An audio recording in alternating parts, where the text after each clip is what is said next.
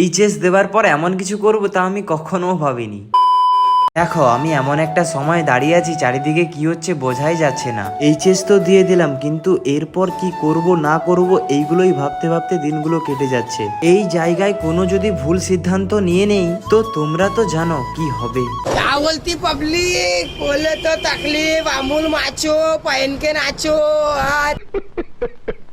আর এখানে নারকেল গাছে ডালাগুলো কাটছিল যাতে গাছে বেশি বেশি করে ফল হয়।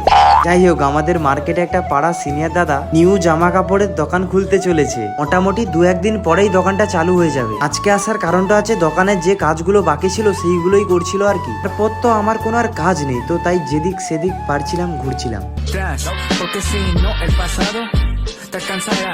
Disfrutando de la vida diaria, hay que disfrutar de todos los días, porque cada vez nos queda. অনেক দিন পর ব্লগ দিলাম, তো ভালোবাসাটা দিও। আজকের মতো বাই।